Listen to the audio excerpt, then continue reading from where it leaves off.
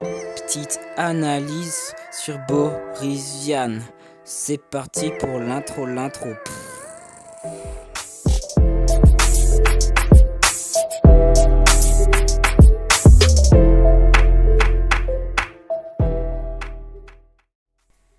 Boris Vian, né le 10 mars 1920 à Ville-d'Avray et mort le 23 juin 1959 à Paris, est un écrivain, poète, parolier, chanteur, critique musical, musicien de jazz et directeur artistique français.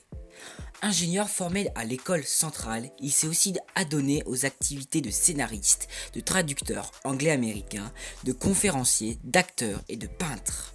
Son premier roman est intitulé J'irai cracher sur vos tombes.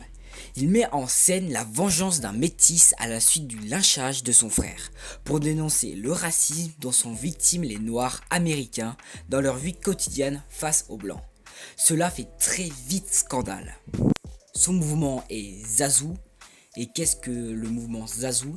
En fait, c'est un courant de mode de la France des années 1940. Et son genre artistique, c'est le jazz. Je voudrais pas crever, en fait c'est un poème d'un homme jeune qui se sait bientôt condamné, et en fait ce titre il va donner à un recueil de 23 poèmes publiés après la mort de Boris Vian, 1920-1959, et dont l'édition de 1962 a marqué avec quelques romans et nouvelles le début de sa gloire posthume.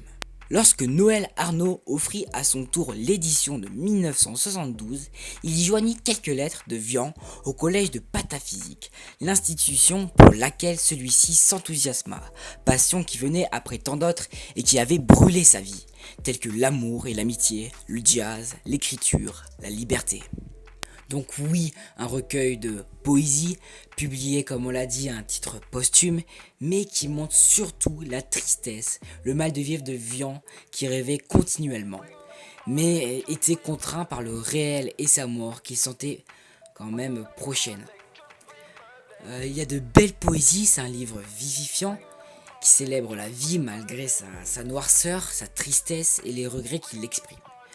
Il y a aussi dans ce livre beaucoup d'humour et d'ironie, et cela m'a beaucoup plu parce que j'ai pu un peu m'identifier, on va dire.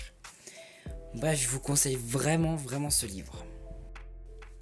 Mon poème préféré est intitulé Je voudrais pas crever, donc c'est le premier poème du recueil. Donc il est constitué de 85 hexasyllabes, c'est-à-dire des vers de 6 syllabes. On s'arrêtera sur la construction de certains qui est pour ma part remarquable. Nous avons des refrains qui coupent le texte en chapitres et on verra que chaque chapitre tournera autour de thèmes particuliers. Donc tout d'abord dans le premier chapitre du vers 1 à 8, ça concerne plutôt le champ lexical animalier. On voit qu'il y a des chiens, des singes et des araignées. On peut remarquer que les chiens et les singes sont associés à des lieux géographiques. Par exemple pour les chiens c'est le Mexique et pour les singes c'est les tropiques. L'image que donne l'auteur crée un effet plutôt poétique, ce qui nous renvoie plutôt à l'aventure.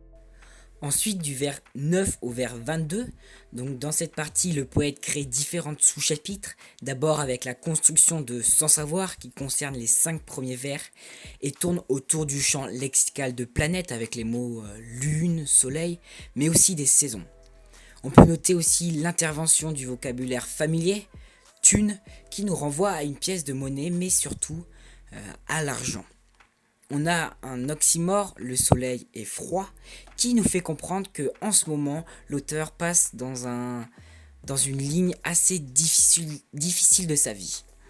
J'ai beaucoup aimé cette partie, surtout par le goût de la simplicité de l'auteur, qui n'hésite pas à réutiliser l'adjectif numéral 4 pour surtout jouer sur le rythme et sur le sens du poème. Enfin, le chapitre suivant, un des plus longs, du vers 22 jusqu'à la fin, a une construction particulièrement intéressante. En effet, on dirait que cette partie est du jazz, notamment avec les nombreuses variations du texte. On a l'apparition du champ lexical de la maladie et de la lèpre, enchaîné avec le groupe nominal les 7 maladies, qui ne font référence à aucune maladie particulière, mais utilisent la symbolique du chiffre 7. Et qu'est-ce que le chiffre 7 ? Eh bien, c'est le chiffre parfait. Dans ce long passage, il relate avant tout la valeur de la vie en y mettant du sens. Oui, du sens à la vie. Effectivement, on peut apercevoir une réelle fissure de la démarche du poète. En résumé, Boris Vian montre son grand savoir-faire. Il n'est pas un poète morbide qui met à la manière de certains romantiques en avant son goût pour la mort. Il présente celui-ci comme un objet de lutte, un objet auquel il oppose tout ce qui fait la vie, le bien et le mauvais, et qui fait de la vie une richesse totale. C'est un passionné de la vie qui s'exprime, mais un passionné lucide qui n'oublie pas la présence, malgré tout, de la camarde qui attend à la fin du chemin. Alors j'ai choisi ce poème car pour moi c'est le plus réfléchi et le plus sincère des autres poèmes, même si les autres poèmes sont aussi fabuleux. Bref, que dire de ce chef-d'œuvre si ce n'est magnifique, pur et tellement poétique. Par ailleurs, on peut faire un lien explicite avec le parcours Mémoire d'une âme, car on peut faire le rapprochement avec le recueil. Alors pourquoi le lien Mémoire d'une âme ? Déjà pour la première partie Mémoire, Boris Vian nous fait revivre ses souvenirs personnels. En effet, il y en a sélectionné certains, par exemple celui de la mort. Il nous le décrit par des mots et des formes de souvenirs. Pour la deuxième partie donc d'une âme, on est dans l'intimité du poète, comme si on était à l'intérieur de lui. Et donc cela va donner un lien plutôt spirituel, mais aussi à des connotations religieuses. Voilà, donc merci d'avoir écouté et regardé la vidéo. Donc c'était Lycée TV et donc à la semaine prochaine. Ciao ciao.